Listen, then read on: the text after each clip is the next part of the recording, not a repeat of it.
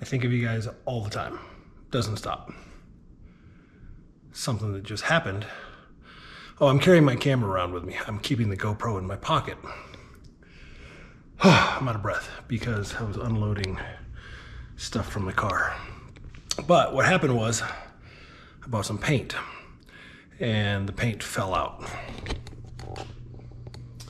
So big blob of paint as this fell out. I gotta recap this. But the natural tendency is to grab a cloth and start like wiping it up. Smeared it all around, right? I got lucky because it's on concrete. Oh, I'm out of breath. I gotta start working out more. Yeah, the natural tendency is to, go grab something, get something, clean it up fast. No, let it sit. Why? Well, because that is latex paint. Latex, as you might know, is rubber. Now what I'm gonna do is I'm gonna let that dry exactly like it is. Exactly the way it is. And it's gonna have a nice little edge on it when it dries. It's gonna take a couple days. Oh, I probably should have waited to start recording, but I just grabbed the camera out of my pocket and started recording. Anyway, once that dries, I'm gonna take a little putty knife, get an edge of it, scrape that little beast right up just like a pancake. Thought I'd share that with you because when life stuff happens, I literally think to myself, no joke, I'm like, how can I teach Amy and Grace about this? The little life lessons. Okay, I'm gonna go have my heart attack and an aneurysm. All right, I love you. Son of a bitch.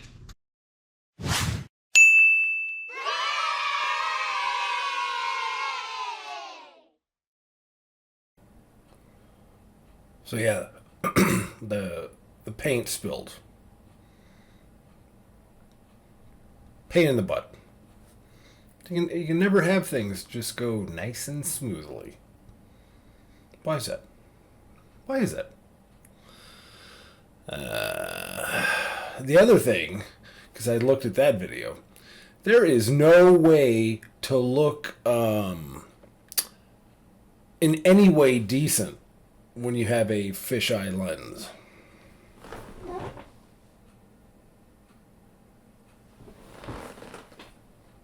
It's like you bloat. Oh well. Hey girls. It has been an interesting couple weeks. What is it? April 24th, 2025. It's been an interesting few months, but an interesting couple of weeks. I'm just about finished with your mountain, almost. The living room, there was no lighting. And it all started with just a way to get light into that room. And anyway, I'll show it to you when I'm done.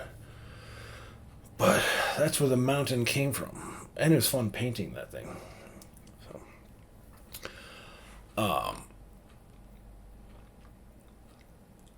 I went on a trip that I knew was coming for a while. I wasn't certain because a lot of times these trips, they cancel. The people who want to go wherever they're going, they end up canceling. And so I wasn't certain if this was going to happen. And it was interesting for me because about a month and a half ago, I actually went to Jacksonville. In Jacksonville, I had a rental car, and I didn't document it in any way.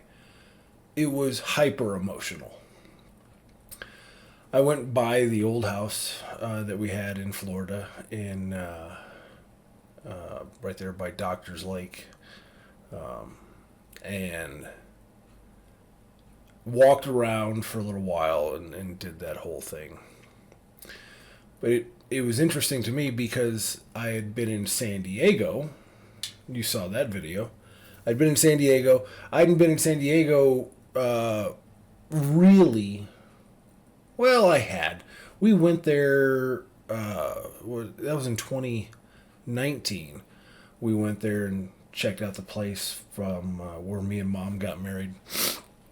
Checked out the college. It was interesting to me because I had not flown over San Diego in 20 years. And let's see if I can pull this up.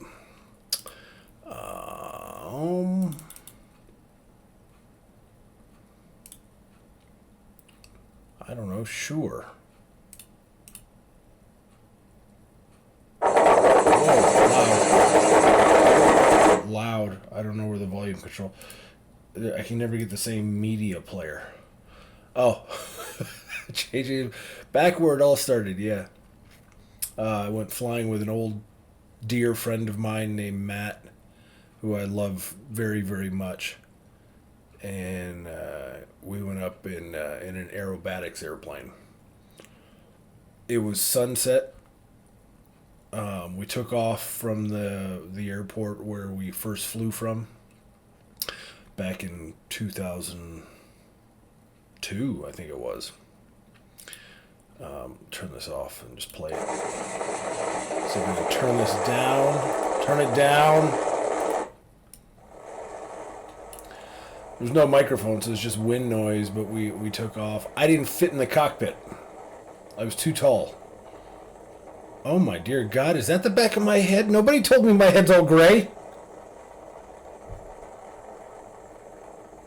It's fucked up. I'm sorry.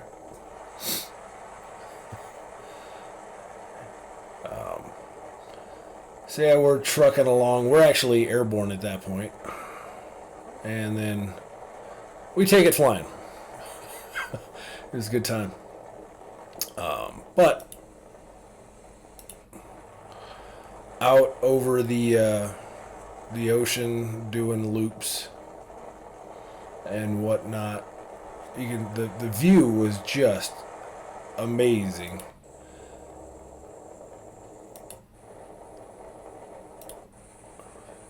Over downtown San Diego. And then we came in here. The sun was just gorgeous. And then we went and flew over San Diego State. I don't know if that's going to be there or not. Yeah, that's it. That one was emotional. Again, hyper emotional.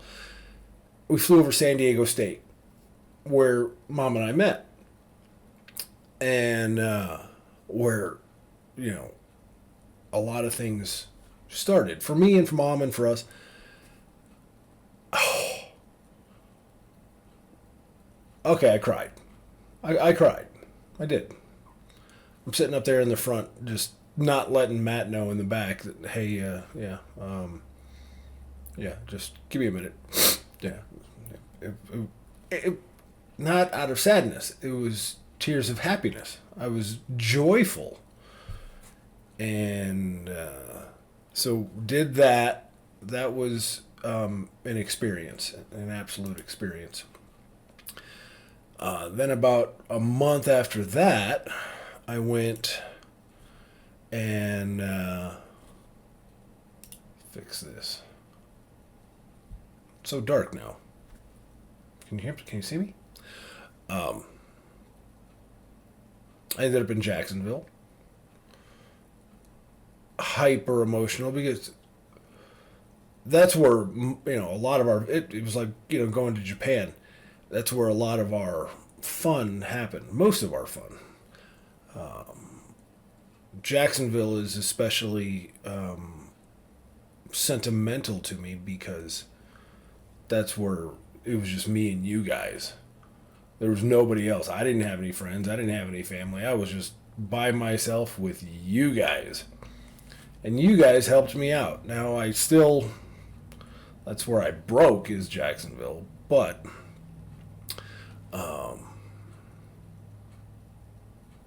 yeah. So, pull it together, Dad. I'm reliving all these emotions.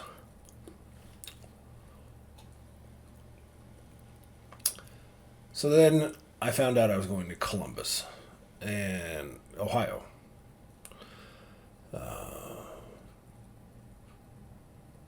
That one was a lot. I'm going to take you through it because this time I documented it. So this will be a walkthrough.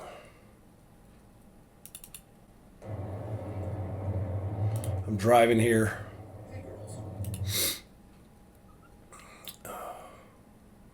I'm driving along. After I'd driven around a little bit first, and then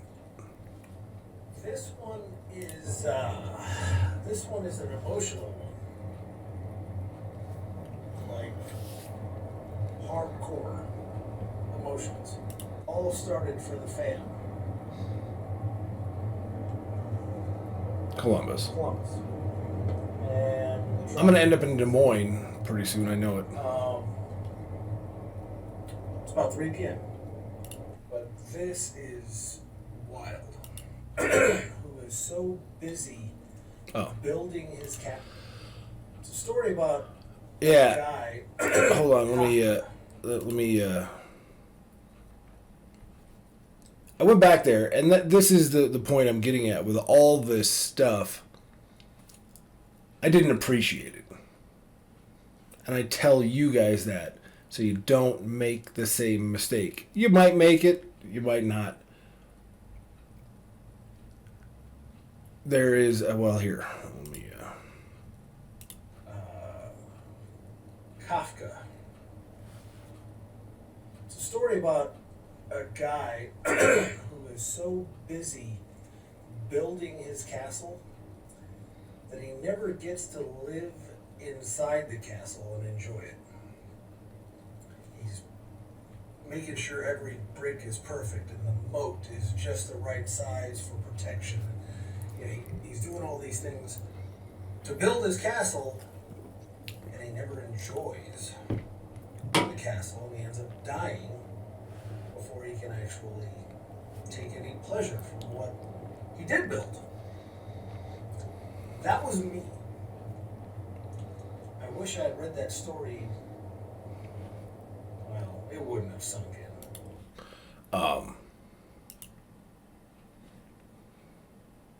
So,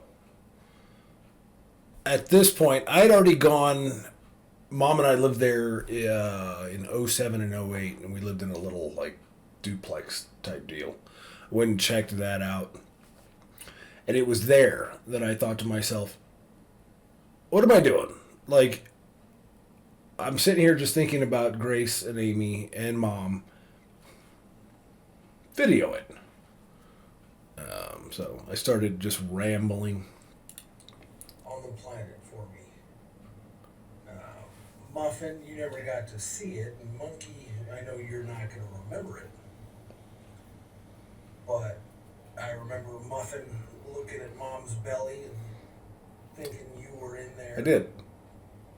All this stuff I never said. I never said it to anybody. I was a freaking moron. Monkey, this is where the fun began. I will never forget. Well, I'll tell you when I get there.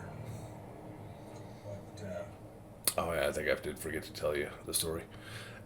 There's a story that I tell a lot of people, Monk.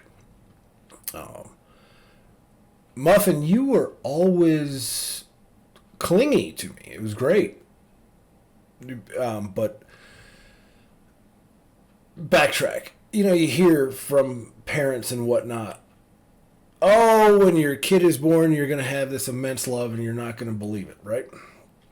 Well, Monkey, when you were born, I was ready. I was like, all right, yay, here comes all this love I'm going to feel. And I did, but it was about a 6, maybe 7. One, because I was scared, because I was still building this castle that I wasn't going to live in. I wanted everything to be perfect. I had this issue with everything had to be perfect. That's why me and Mom were together for 11 years before I even proposed, was because I had to have the perfect ring. I had to be able to pay for the wedding. I had to have the perfect reception. I had all these thoughts in my head of how to make it perfect for Mom. as opposed to just doing it. Listen, I know it now, I know, but back then, stupid, right? So I had this mindset like, oh my God, here comes my little monkey. All right. And for about 6 months, I'm sitting there kind of going, well, what the hell? Because you had no interest in me. You had some. That's an exaggeration. But about, oh no, I'd say it was about a year after you were born, Monk. Mom's carrying you up the stairs to go to bed, and I'm following behind, and she's got you like this, and I'm walking behind this way so I can see you right here, right there. And your arms are like this around Mom, and you take your arm around and reach for me.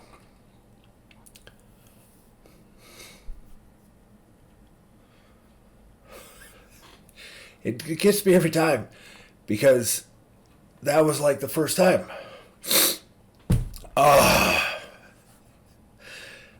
I remember it so well, because it was an amazing experience. And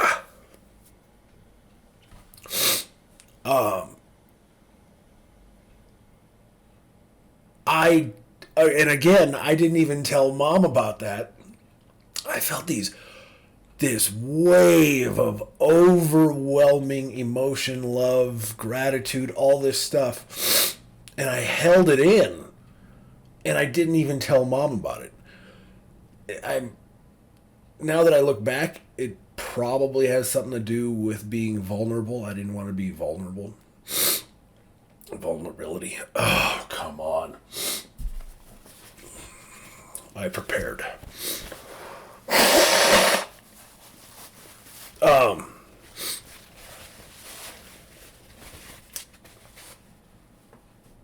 Muffin, with you took to me instantly, and it was great. And Monkey, you held back. So, Muffin, thank you for that.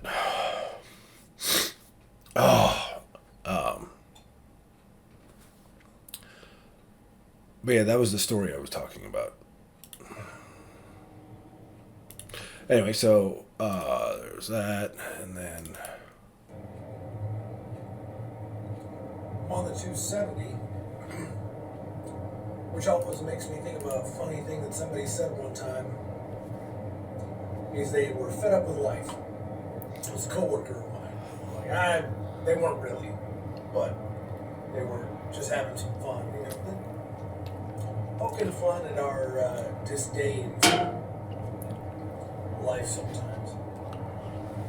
He says, sometimes I just want to give up. I see the exit for work coming, and I think to myself, what would happen if I just kept on going past it? And then I remember I'm on the 270. It's a loop, and it's just going to bring me right back.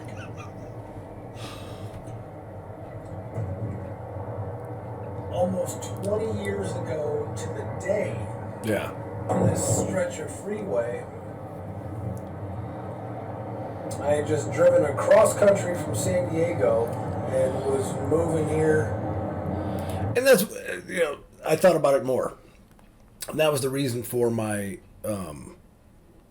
desire to hide my vulnerability, was because I was terrified. I did not know how things were going to work out. I was absolutely terrified. And I had this thing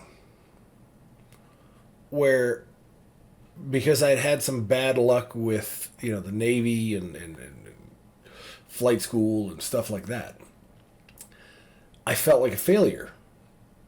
And I was afraid Mom was going to find out. And that she was going to leave me. It plagued me. It plagued me in a way that I can't describe to you unless you've experienced kind of like an obsession.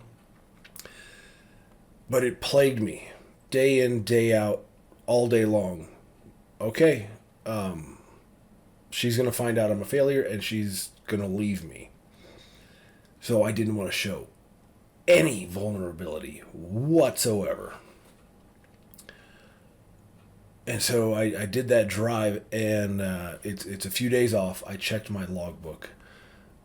It's a just short. It's about 2 weeks short of 20 years to the day. But I got in my car in San Diego and just started driving to Columbus. That's where the flight training was for the company I was going to fly with, and then I was going to go, live with Mom in Des Moines when she was going to medical school. But the fear that I had. I'm just driving. I drove for 2 days straight to Columbus. I think I slept for a little while. I remember being on that stretch of highway right there, just scared out of my mind. What's going to happen? Not realizing. Don't worry about it. Stop. Yeah, it's going to suck a little bit. But God's got you. Put forth your effort. Important. Very important.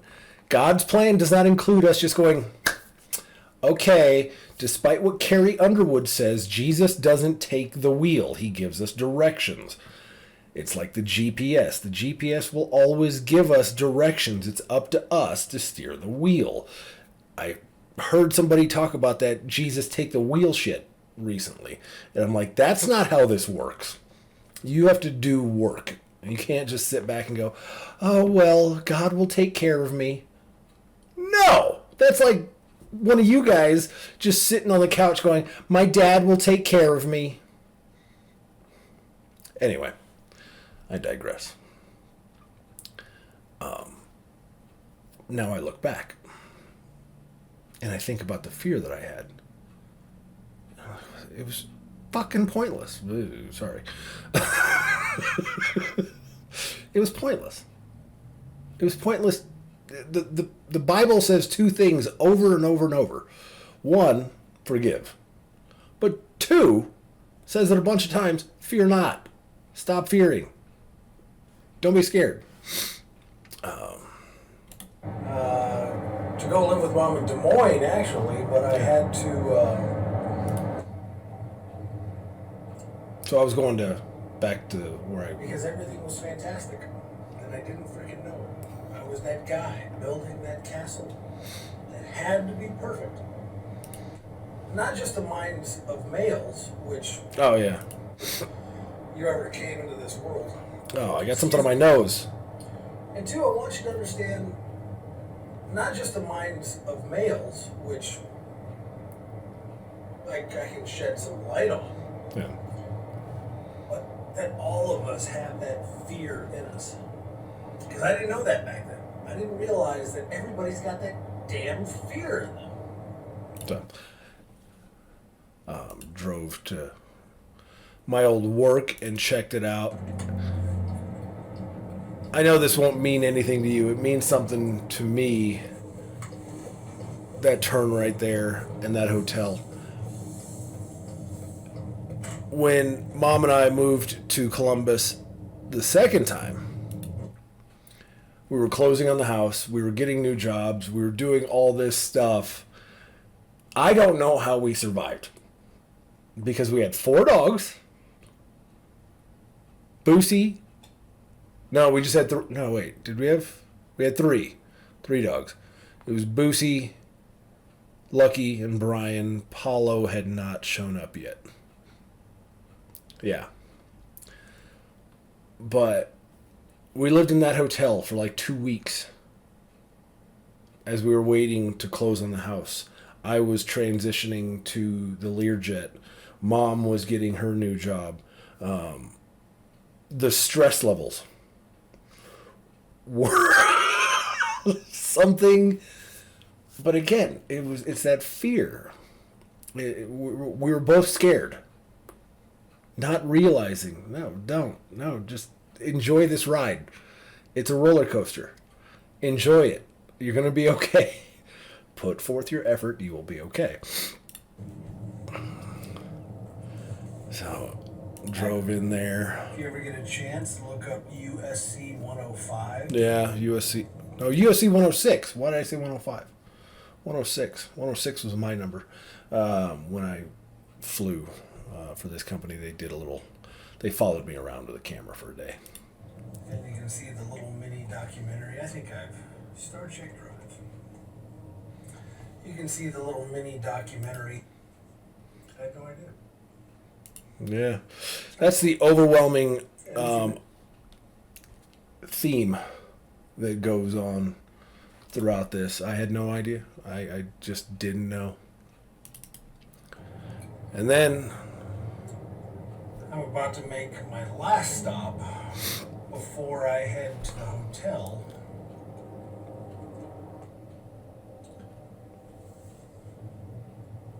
This one's going to be rough. And everything looks almost exactly the same. This was the drive I did.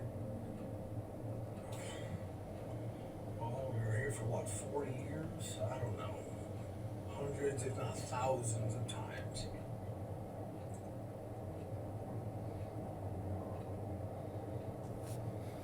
I remember thinking, God, I was an idiot. I was just a moron. I remember, like it's all coming back to me and I don't know how to explain it to you.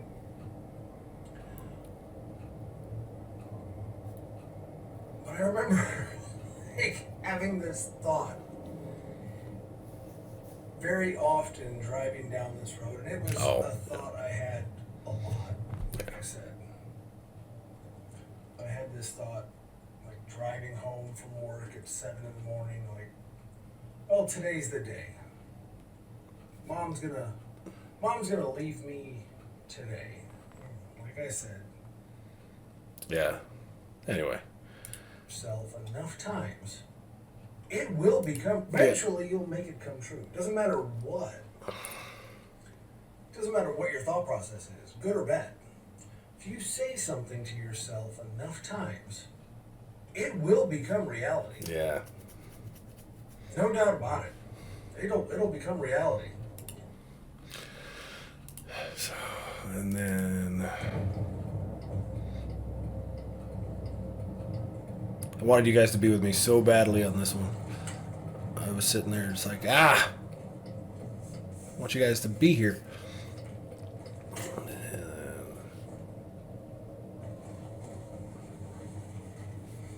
Oh my dear God. That was a weird feeling, turning onto that street. Oh, jeez.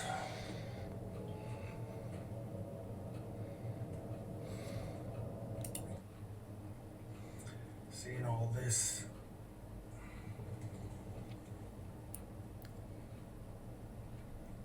Yeah.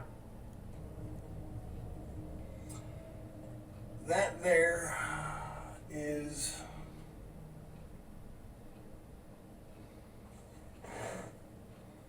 that was the house. I painted that door red. I remember doing it. I'm gonna come back around here, maybe, I don't know.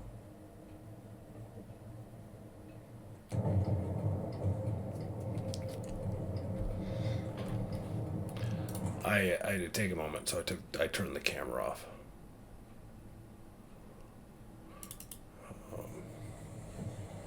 Drove around and remembered the walks we would go on. Well, the memories are Overwhelming. And you were there a couple times. Little park that we went to. That's why parks are rough for me. But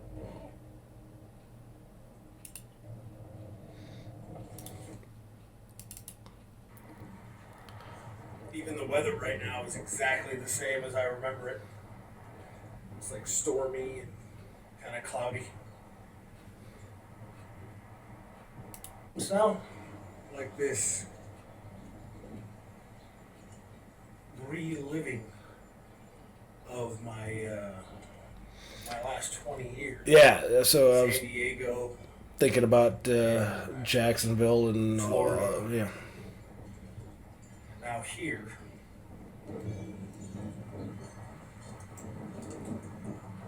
it always seems smaller than I remember. It's true. I don't know why that is. 25-23. Well, I'm gonna walk around for a bit. So anyway, you get the gist. So we were there, and then I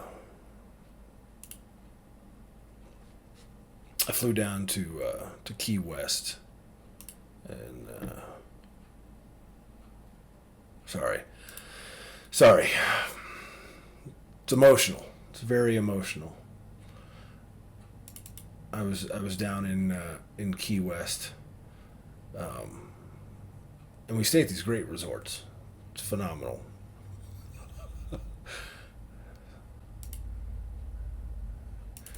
Got a ride to the beach. It's my co-pilot. He's all of like 10. Oh yeah, this was like so. The walk out to the beach.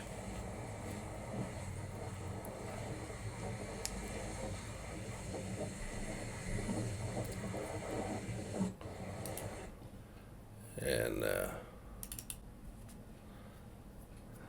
then just hanging out on the beach. So, yeah. Anyway, I've been reliving all of this stuff, and it's nuts. It's been an experience. Been staying super busy, working a lot. I'm going to be leaving for Key West again here day after tomorrow.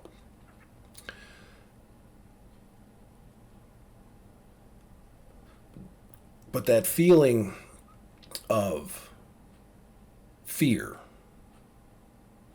it's stupidity. It's just stupidity.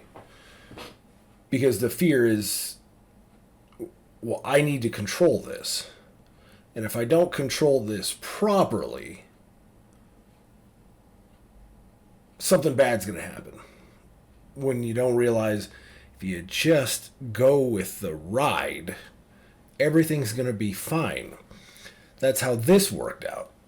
I finally figured it out a few years ago, and it's a slow process. That does not happen overnight.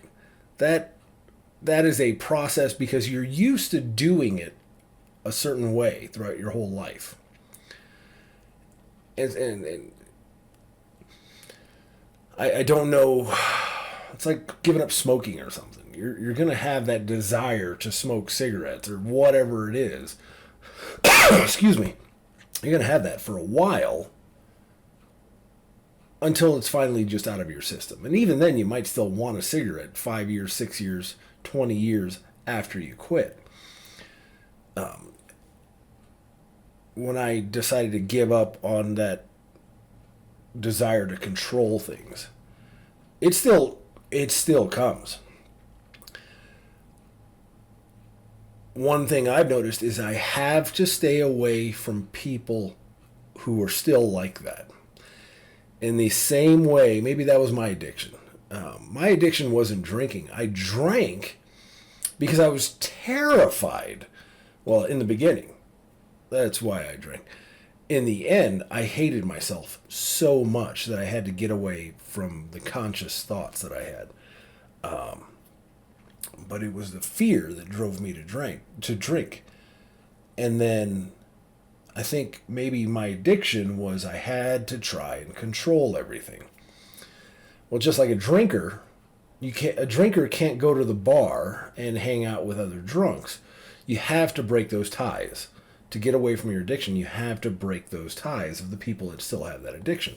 And I see people who are still consumed with controlling everything. They're in complete denial. 100% all the time. They are in denial and say, I don't do that. They say all the right words, just like an alcoholic. But if I'm around those people, It stresses me out so much. I can't take it. It's brutal. I started a new workout routine because of Dana Lynn. She's got me on this new program, and I hurt. So that's that. Anyway, yeah. I assure you, all I do is think about you guys. It doesn't stop. So, what else is going on? I have notes. Oh yeah. Someone watched my podcast about professionals and projects, and they said, well, because I was talking about, yeah, you can go to a personal trainer, but more than likely, the personal trainer, especially these days, has no idea what they're doing. You can go to a mental health professional, which, by the way, can I even pull this up? You can go to a mental health professional, but unfortunately, the vast majority of them are just trying to virtue signal to let the world know, oh, see, I help people, so I can't be that bad. They're trying to get people to believe that they've got their shit together.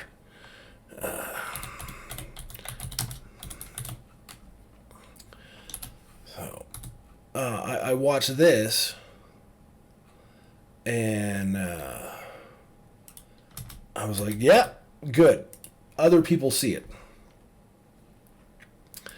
Where is it? Hi, Dave. 225. Yeah, my God, with the ads.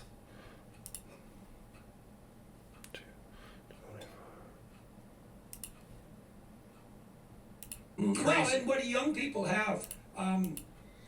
They can listen and they can ask questions. Mm-hmm. Right. And, they say when the student is ready, the teacher will come. When the student is ready, the teacher will come. And that is so true.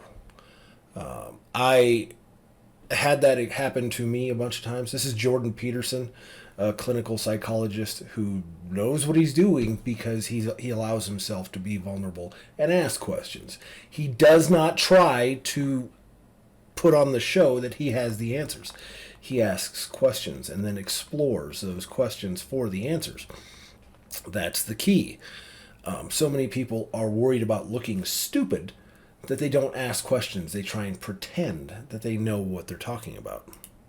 Well, how does that play out in the world? Well, if you admit... Also, I've been the teacher a few times for students who weren't ready.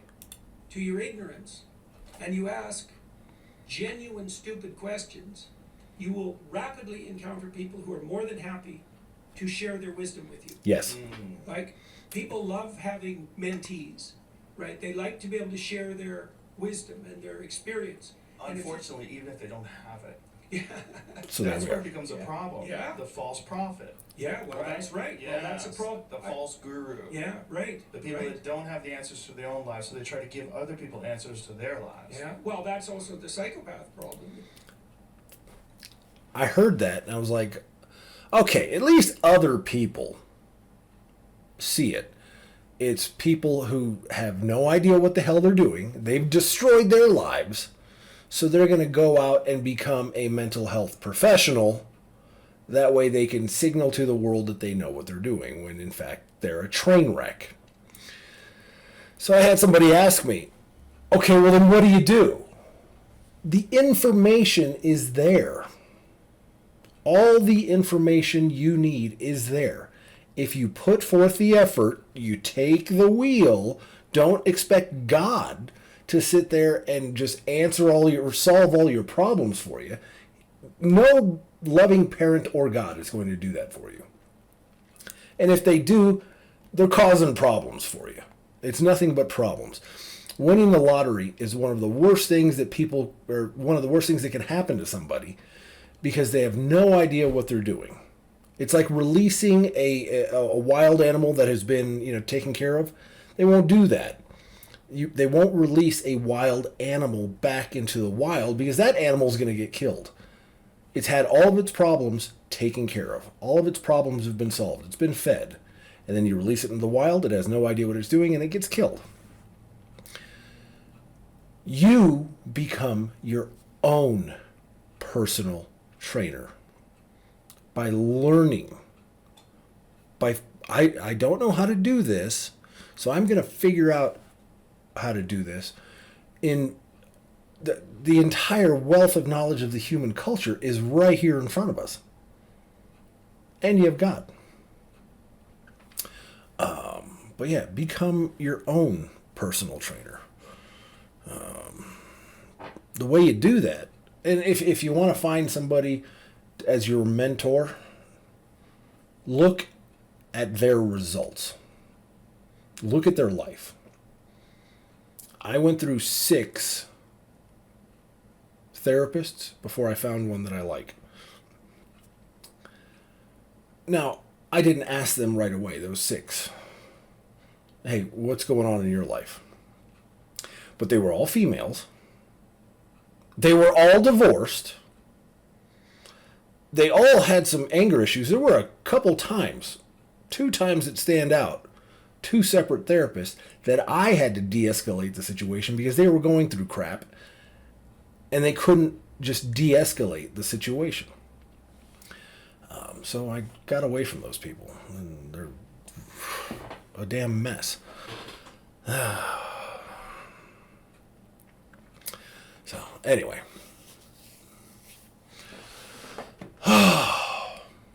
don't try and act like you have the answers. That's the worst possible thing you can do. Admit your stupidity. I'm stupid. I have built up some knowledge because of my ability to say I'm stupid. But I'm still just not. I see people like Jordan Peterson. He's smart. You ask him, now he would tell you he's a moron. And that's what you're looking for. It's okay to show that vulnerability. It's okay. No one that matters is going to judge you. If people judge you, they don't matter. They need to go away. They need to do their own work.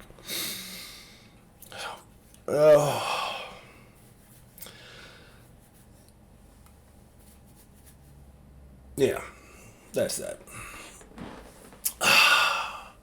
There's a video that I see, and it ties right into it.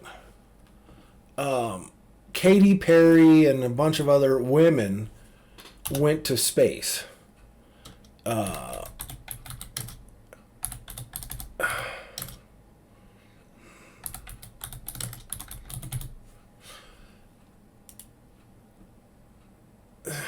It's just, people are sick of it. People are, number one, sick of women saying we are equal to men, we're just as good as men, we want to be part of the group, and then doing things like all female space trips. Why are you segregating? Well, because we need to inspire people with my glasses. They always wear glasses. They couldn't wear glasses on the space trip. But watch out for the Karens with the glasses. With the glasses. See, I'm smart because I've got glasses. Not all people who wear glasses are a pain in the ass, but everyone who's a pain in the ass wears glasses.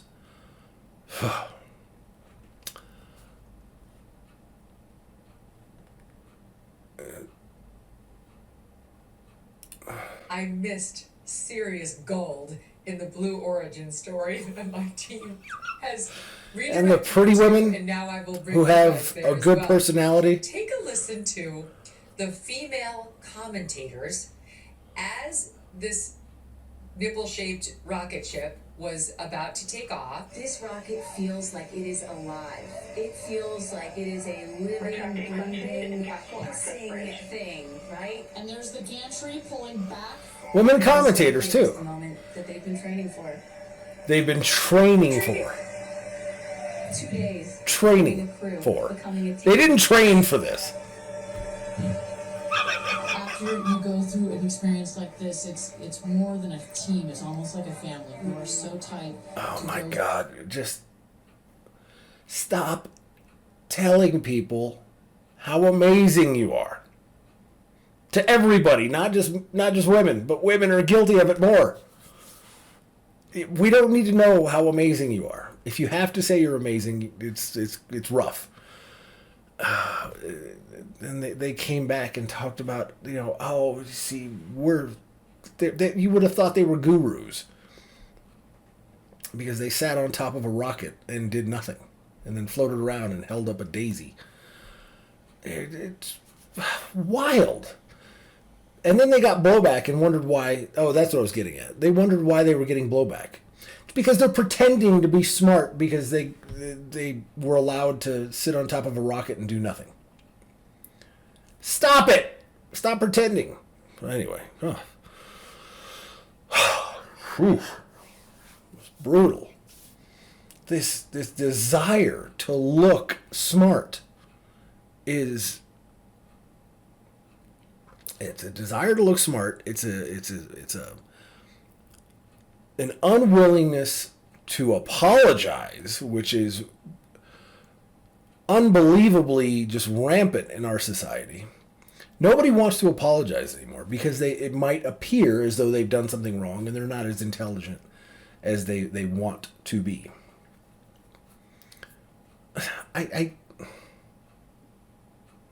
Sure. I had that happen.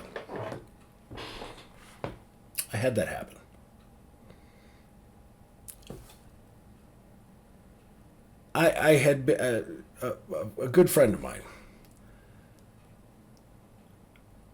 I had been dealing with watching this person try to put on the aura that they were a professional. Anybody who has to claim to be a professional is not. But there was this entire aura that they are trying to put on. And this person has been conditioned to believe that they can't say they've done anything wrong because then they will have a fault. It's blatantly obvious to anybody watching from the outside, but this person can't see it. It's the addiction, right? So I got this person a couple presents, and I told this person, said, "Hey, I got a present for you." Well, not much longer after I said that, I got a text message saying, "Are these presents secondhand? Are these used presents?" Now, in and of itself, that statement is not, it's not mean, but it's remarkably inconsiderate. Because that person's just thinking about the presents that they're getting like a child. Like, what's my present? Like you guys were guilty of it when you were kids. What's my present? What's my present? I want my present. Because you're consumed with your own experience. You want to have a good experience getting this present. So you don't just take the present and go, "Oh, thank you," like a normal person does. So in and of itself, accusing someone of giving secondhand presents, it's pretty inconsiderate and rude, but it's not the end of the world. So I asked this person, I said, "Did you just accuse me of giving out used gifts, like regifting or something like that?" No, I didn't. I was going to, but I caught myself. And that was the problem. That put it over the edge. Because this person had the opportunity to say, Yes, I did something stupid there. I don't know why I did that. I'm sorry. I'm sorry. They didn't do that. Instead, they said they caught themselves when they still did very much asked the question and didn't catch themselves in any way. I had to catch what they were doing with the rudeness. I did not get an apology in any way. And on top of everything else, the most insulting thing, I caught myself trying to convince me that it didn't happen. Yeah. There's no greater way to push someone away. And mind you, this wasn't the first time. But there's no greater way to push someone away than to say, oh, that didn't happen. Yeah, the thing that just happened, that didn't happen. See, you're stupid enough to believe it, so I'm going to tell you that didn't happen. And then, of course, when I became upset, the person went into victim mode and said, I get upset too easily. It was just, I'm a victim, I'm a victim, I'm a victim. No, that didn't happen. I'm a victim. I caught myself. And it was just like, can you just be a normal human being and show some remorse? Unfortunately, I found out that person I'd been suspicious, but I found out that person is, unfortunately, there's a condition going on there. There's a condition there where when a person wants like a status that they haven't achieved, that goes along with a certain condition. When a person is not able to apologize, that goes along with the same condition. When a person does not consider other people as human beings, it's part of that same condition. And I just went, I'm out. I'm done. That's what's going to happen every time. All right. We're 52 minutes in and I'm rambling. But it did, we did take a couple weeks off.